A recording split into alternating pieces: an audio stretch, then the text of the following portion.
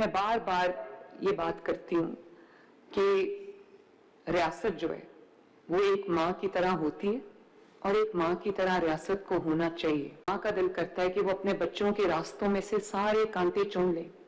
और उनको कोई तकलीफ ना आए जब वो अपना जिंदगी का सफर शुरू करें और तय कर रहे हों और मेरा बस चले। मैं कोई ये डायलॉग नहीं है, लेकिन मैं आपको ऑनेस्टली एक बात बताऊं, मेरा अगर बस चले तो जो पंजाब का खजाने का एक एक पैसा है वो मैं अपने नौजवान बच्चों के ऊपर लगा दूं। आपकी तालीम के लिए, आपको जो दुनिया के इस वक्त ट्रेंड्स जा रहे हैं उनसे वो सिखाने के लिए, दुनिया से compete करने के लिए, आपकी सेहत के लिए, आपके जॉब्स के लिए, आपकी तालीम के लिए, आपकी हर चीज के लिए मेरा बस चले तो मैं हर चीज, हर जो एक पैसा है मेरे पास वो मैं आपके ऊपर वार दूं। और ये बहुत अच्छा आगाज है। पाकिस्तान में आपको जब पता होगा कि 60-65% जो है वो यूथ है और वो 30-35 साल से यंगर लोग हैं जो हमारी 65% ऑफ द पॉपुलेशन है। और ये अगर कोई हुकूमत माँ की तरह सोचे तो इस पूरी जो 65% यूथ है उसको बजाय इसके कि रुलने के लिए उनको छोड़ दे, तकलीफें सहने के लिए छोड़ दे, धक्के खाने के लिए छोड़ दे, वो इस 65% यूथ को अपना मुल्क के लिए अपना हथियार बना ले, अपनी ताकत बना ले इस मुल्क के लिए, इस मिट्टी के लिए, इस धरती के लिए। और सिर्फ ये, मैंने जैसे अभी आपसे पहले भी बात की कि सिर्फ ये नहीं कि मैं बच्चों को स्कॉलरशिप दे दूं, एजुकेशन दे दूं, लैपटॉप दे दूं, उनके लिए कॉलेजेस यूनिवर्सिटीज बना दूं, सिर्फ ये नहीं है। बात यह है कि बच्चों को आप, माँ बाप भी बच्चों को जब एजुकेशन देते हैं तो उसके बाद उनको छोड़ नहीं देते, उसके बाद उनके रोजगार का बंदोबस्त करते हैं, उनकी जॉब्स का बंदोबस्त करते हैं। जो माँ बाप जितने भी उनके वसाइल होते हैं वो बच्चों पे खर्च करते हैं। अगर कोई बच्चा कोई स्किल सीख जाता है तो उसके पास वो मौका भी होना चाहिए कि वो स्किल सीख के घर ना बैठा रहे। उसके पास वो उस तरह के वसाइल होने चाहिए कि अगर वो अपना कोई कारोबार करना चाहता है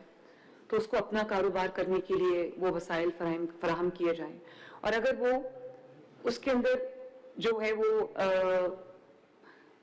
एंटरप्रेन्योर बनने की एक ख्वाहिश है कि वो अपना, सिर्फ ये कि अपना कारोबार शुरू करे, बल्कि वो अपने साथ 4-5 लोगों को या और ज्यादा लोगों को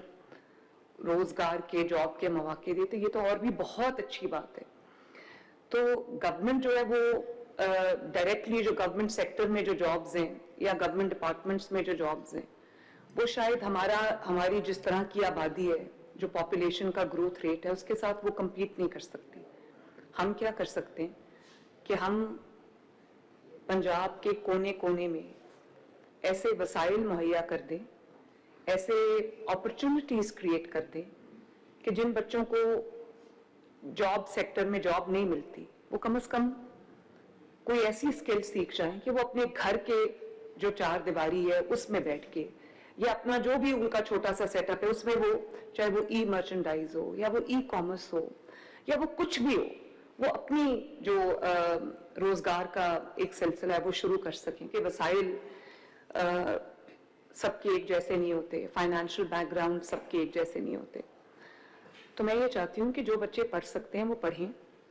पढ़ के वो जो करना चाहते हैं वो करें, लेकिन जो बच्चे जिनकी तालीमी बैकग्राउंड ऐसी नहीं है कि वो जॉब मार्केट में जाके फौरन अप्लाई करे तो उनको जॉब मिल जाए, मैं चाहती हूँ उनके लिए भी जिंदगियों को बेहतर बनाने के लिए उनके लिए रोजगार के ऐसे मौके हों कि वो भी जिंदगी के किसी शोबे में भी किसी से पीछे ना रहें। और मैं नहीं चाहती कि अगर माँ बाप के पास वसाइल नहीं है तो माँ बाप आपको जब एजुकेशन देते हैं, जितना भी वो कल को आपको ये कहें कि तुम मेरे पे बोझ हो। कोई मेरा नौजवान बच्चा या बच्ची ऐसा ना हो कि वो ये फील करे कि मैं अपने माँ बाप पे बोझ हूँ और मैं बजाय इसके कि अपना बोझ खुद उठाऊं। सब बच्चों का दिल करता है कि जब उनके माँ बाप बुढ़ापे की उम्र को पहुंच जाते हैं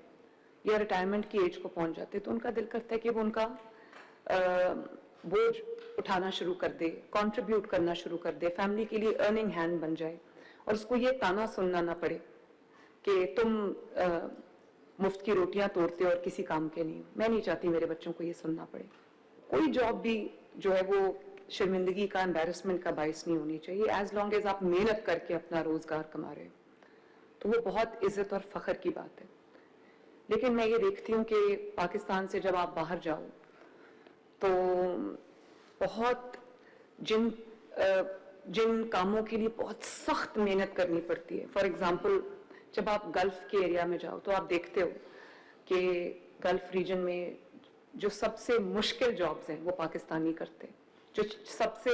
मेहनत तलब जॉब्स हैं वो पाकिस्तानी करते हैं। उसकी वजह क्या है? उसकी वजह ये है कि या तो स्किल नहीं है बच्चों के पास, नौजवानों के पास, या अगर स्किल है तो जॉब मार्केट तक